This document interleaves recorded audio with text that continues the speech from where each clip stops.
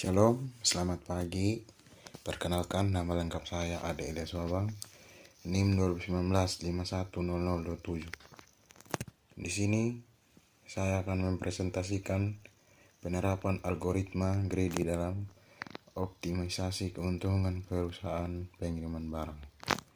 Langsung saja, pada zaman yang sudah modern ini, kita dapat mengirimkan barang menggunakan jasa pengiriman barang. Banyak perusahaan dalam bidang jasa pengiriman barang seperti JNE, Tiki, DHL, dan sebagainya yang sudah berkembang di kota-kota Indonesia. Biaya yang dibayar untuk mengirim barang melalui jasa pengiriman barang juga cukup murah jika dibandingkan dengan mengirimkan barang sendiri. Untuk mendapatkan keuntungan yang lebih besar, algoritma Grady dapat diterapkan pada pengiriman barang, yaitu dengan memilih rute perjalanan yang mengunjungi kota lebih banyak dengan jarak yang terdekat, karena dengan memilih jarak terdekat saja tidak bisa menghasilkan keuntungan yang optimal. Algoritma Grady secara harfiah, Grady artinya rakus atau tamak. Algoritma Grady merupakan metode yang biasanya digunakan untuk memecahkan persoalan optimisasi. Algoritma Grady merupakan jenis algoritma yang menggunakan pendekatan penyelesaian masalah dengan secara nilai maksimum, sementara pada setiap langkahnya nilai sementara ini dikenal dengan istilah lokal maksimum. Pilihan yang telah diambil dalam satu langkah tidak dapat diubah lagi langkah selanjutnya. Biasanya algoritma Grady memberikan solusi yang mendekati nilai optimum dalam waktu yang cepat. Elemen-elemen pada algoritma Grady ada 5, yaitu himpunan kandidat, himpunan solusi, fungsi seleksi, fungsi kelayakan, dan fungsi objektif.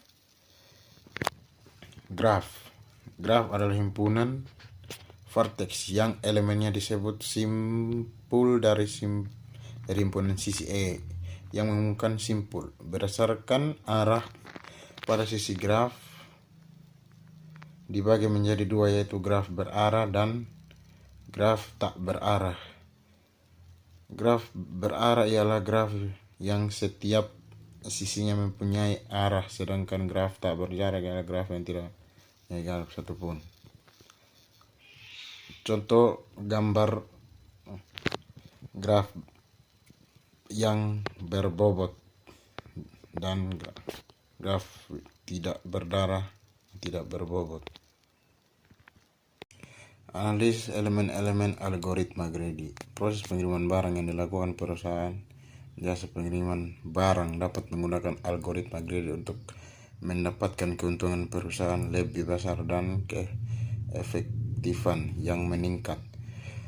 Jarak antar simpul menentukan keuntungan yang didapatkan dari pengiriman barang antar kota dengan menghitung tarif dari kota A ke kota B dikali berat suhu seluruh barang yang akan dikirimkan ke kota B, kemudian akan dikurangi dengan harga bensin per liter dikali berapa liter bensin yang terpakai dari kota A ke kota B. Keuntungan tersebut merupakan keuntungan untuk satu kendaraan dalam satu sisi. Contoh graf rute perjalanan yang di bawah ini.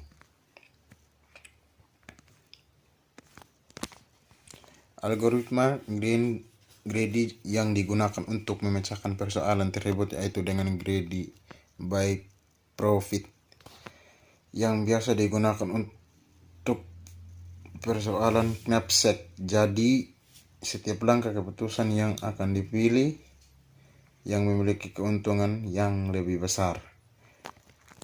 Himpunan kandidat atau himpunan kandidat dalam persoalan ini adalah himpunan rute yang dapat dilalui dari kota asal ke kota tujuan.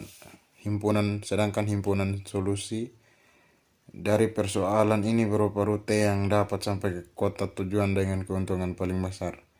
Fungsi seleksi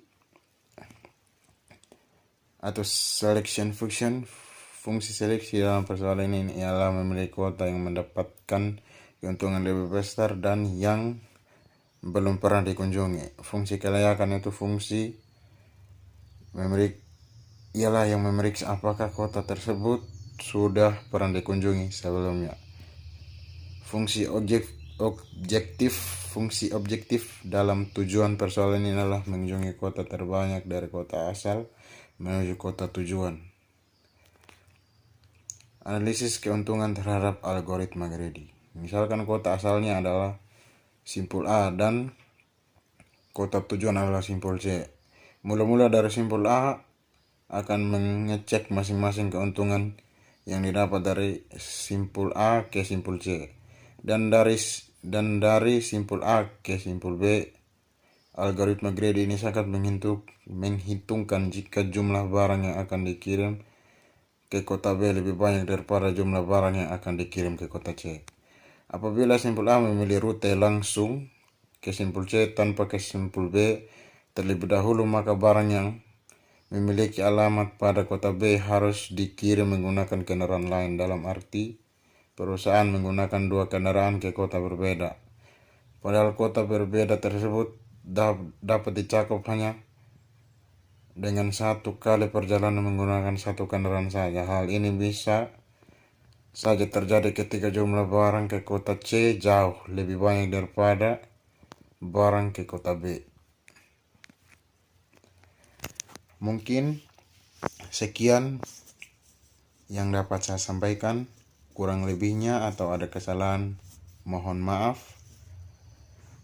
Sekian dan terima kasih. Shalom.